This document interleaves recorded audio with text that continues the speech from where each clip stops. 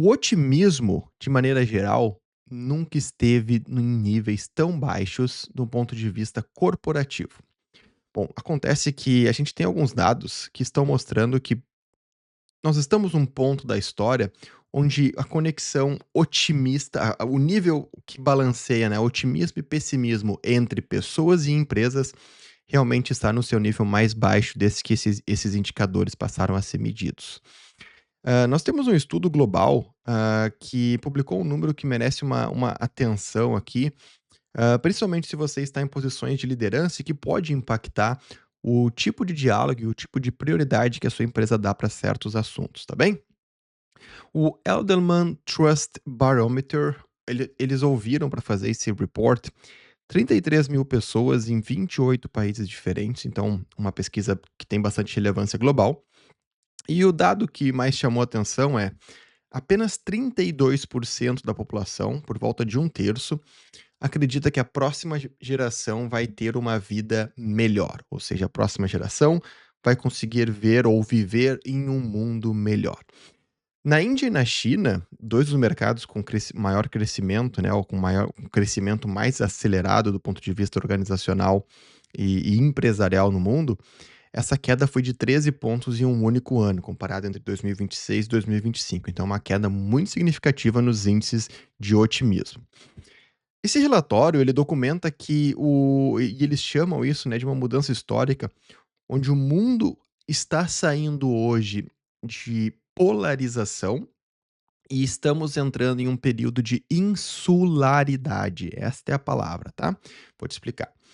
Polarização é basicamente quando 2 grupos discordam e brigam entre eles, tá. Então a gente tem, obviamente você deve ter ouvido muito a expressão de que o mundo está polarizado, o país está polarizado. A gente pode pegar como exemplo da esquerda e da direita politicamente se enfrentando. 2 grupos que discordam, brigam, entram em debates e se confrontam.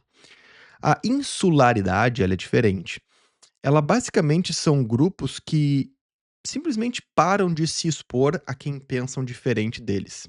Ou seja, você faz parte de um grupo e você não está apenas confrontando a ideia de outro grupo, você não está apenas indo contra as ideias de um outro tipo de pensamento, você está simplesmente deixando de se expor a eles. É como se você, como um defensor, né, vamos pegar o exemplo aqui novamente da esquerda e da direita, como um defensor de um dos lados políticos, então um grande defensor do espectro de esquerda, ideias de esquerdas e ideais de esquerda, você não apenas continuasse dentro dessa bolha de ou consumindo informação que renovam as suas crenças, de que renovam o que você acredita como certo, mas você está deixando totalmente de acessar qualquer tipo de conteúdo, qualquer tipo de pessoa, qualquer tipo de conversa que leve a alguma ideia que seja diferente do que você acredita.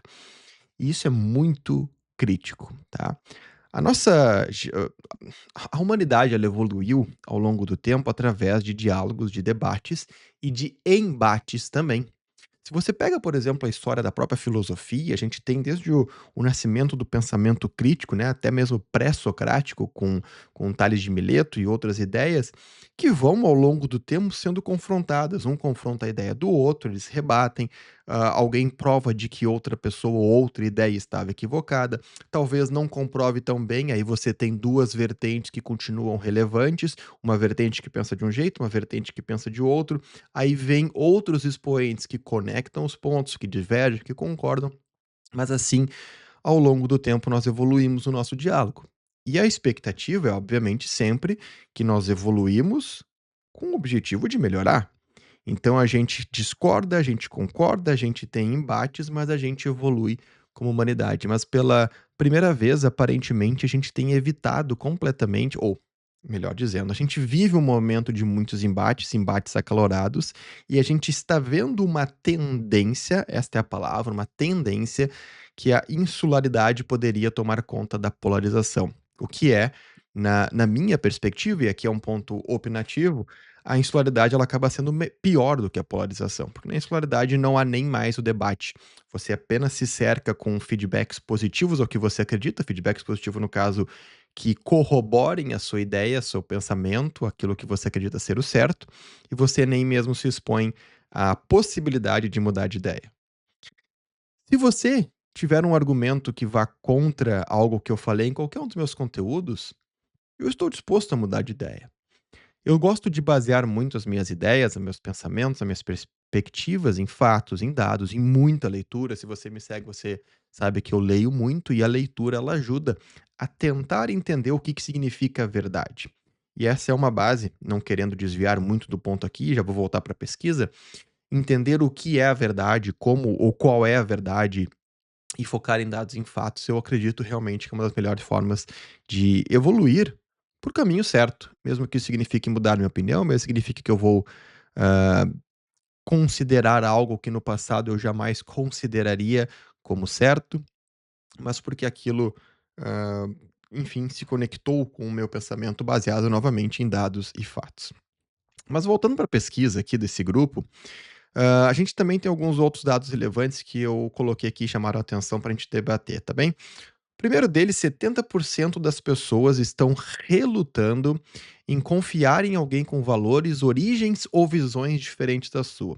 No mundo que a gente vê tantos problemas que envolvem imigração e até mesmo um certo tipo de maior preconceito com alguns grupos sociais e étnicos, essa é uma questão muito considerável. 70% das pessoas relutantes em confiar em grupos que têm visões diferentes das suas. É um dado bem relevante.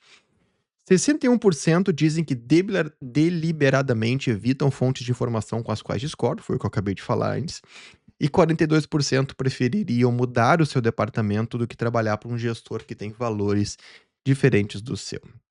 Então a gente vê tudo isso se conectando com o momento de ansiedade econômica, de tensão geopolítica, de guerras, de conflitos, além da ansiedade, é claro, por conta da inteligência artificial, e a gente entra num período bem complexo, não só da história da humanidade, mas focando no principal conteúdo que a gente sempre traz aqui para esse canal, na história da nossa relação de trabalho.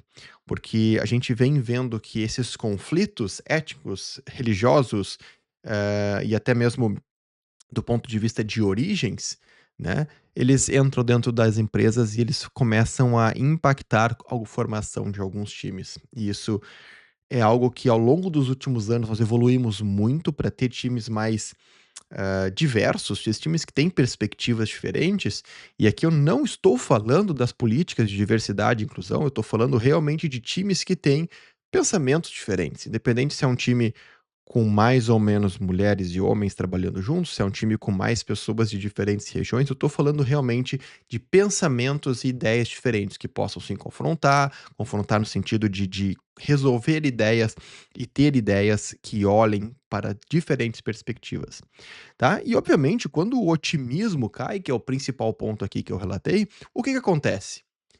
Cai também a nossa apetite por risco, cai a nossa expectativa de crescimento, porque se nós estamos pessimistas, a coisa mais fácil a se fazer é de se proteger, buscar a proteção, buscar a estabilidade. A gente abre mão um pouco do resultado imediato para proteger um pouco a nossa perspectiva de futuro. E isso é algo que obviamente não é saudável para as finanças de maneira geral, não é saudável para os investimentos de maneira geral e para sua carreira pode ser que você deixe de assumir alguns riscos que poderiam ser justamente aquela chance de abrir uma nova porta para você e para sua carreira, né. E veja bem que aqui é uma resposta, racional das pessoas, essa é o que a pesquisa indica, de que a perspectiva de futuro não é mais tão otimista quanto era há alguns anos atrás.